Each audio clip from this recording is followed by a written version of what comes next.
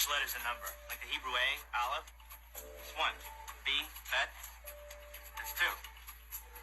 You understand? But look at this. The numbers are interrelated. Like take the Hebrew word for father. Av, Aleph, Bet. 1, 2 equals 3. All right? Hebrew word for mother. Aim, Aleph, Mem. 1, 40 equals 41.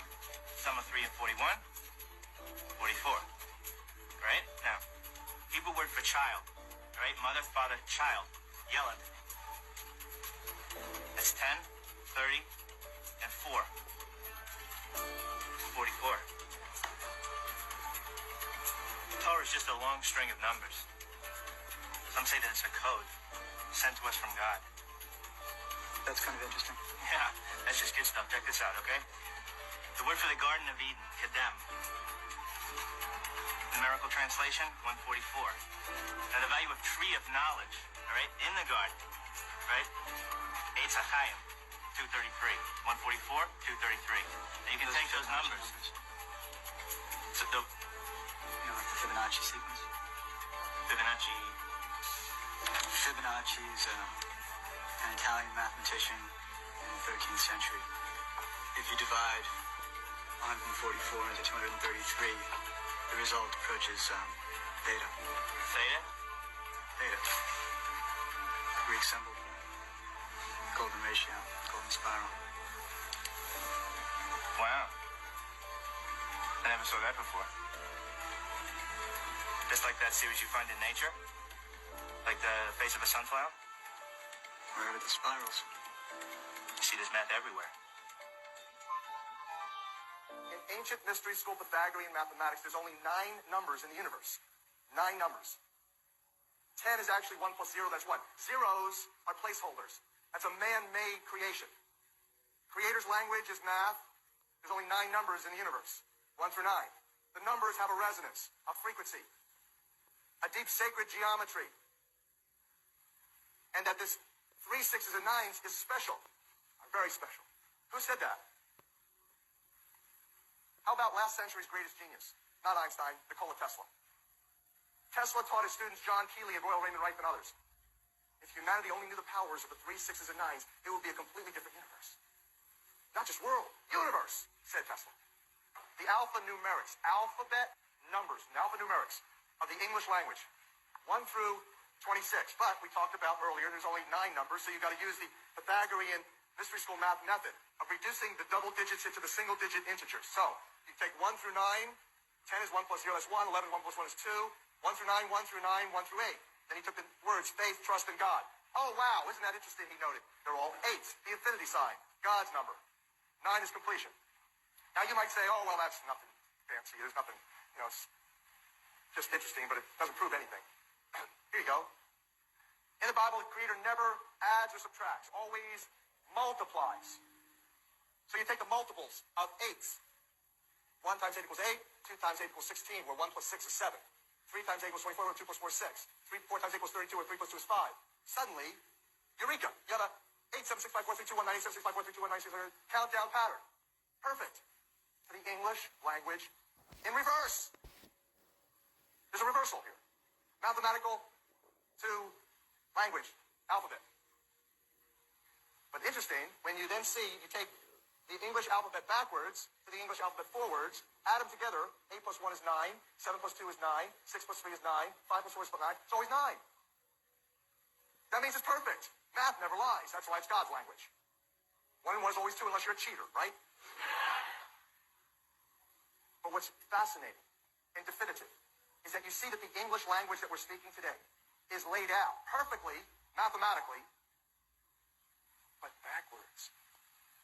Now you begin to see that there are sacred languages. The sacred languages were Hebrew, ancient Aramaic, Sanskrit, and Babylonian. That when people spoke those languages, there was a resonance of basic fundamental mathematics, a musical resonance in the voices, in the communications. People were singing together, not just speaking together. And that when they did that, it had this communion, interpersonal communication, communion from the hearts. And it had this uplift, spiritual, this blessing, anointing coming from the Creator so that we could be in communion. This whole process of pulling it down and together and being blessed with that flow of community and communication for divine communion, ultimately, the expression of divine in each of us. So this is what we realized. You read Hebrew from right to left. You read English from left to right. Flipped. Reversal. Now, this is absolutely certain. I showed you, for example, that X's are sixes. X's are sixes. So, to show you how this truth is infiltrated into our culture by design, not mistake, and that the global industrialists who have done that are still using it, and we see it, but we don't see it. We see it all the time, but we don't know it. Here's some examples. This is, I actually, in the book, Death in the Air, decoded the Illuminati's code that you see in their logos. You see them all over. I'll give you some examples. X's are sixes. So are O's. So American Idol, which my family adores. I do too. Idol worship is on Fox. F-O-X. 666. But that's not where it ends. It's infiltrated completely into our culture. You sign your letters to loved ones, X's and O's at the bottom, kisses and hugs. You're writing 6666666. When you play tic-tac-toe, board X's and O's. At the end of the game, you got 6666666. 9 sixes. 6 times 9 is 54. 5 plus 4 is 9, that's completion. End of game. Rockefeller, Rothschild, cartel. That they deceived the wealthiest men of all the nations that practice sorcery. The root word of sorcery is pharmacopoeia. Pharmaceuticals is the root word of sorcery. And they cast magic spells to do it. It says that's exactly what the hypnosis machines called the television are. Casting magic spells, indoctrinating people into the cult, into the deceptions. Thank you to the Rockefeller cartel. Operating on behalf of the royalty of Europe and the banksters of Europe that are running Carnegie and Rockefeller institutes and foundations. The fundamental mathematics of this starts with the whole note in music, reflecting the whole cosmic system. Now imagine you were God for a minute. Just use your imagination. And you were all that was. Boring. You'd be bored. Moreover, think about this for a second. If you were all it was, if you expanded yourself as, let's say you were God, in all directions to infinity, in all directions, massive outward growth and beyond, until there was nothing else but you, there would be nothing else but you. That means everything and nothing is the same. Same. It's all in that one symbol. That's what that symbol represents.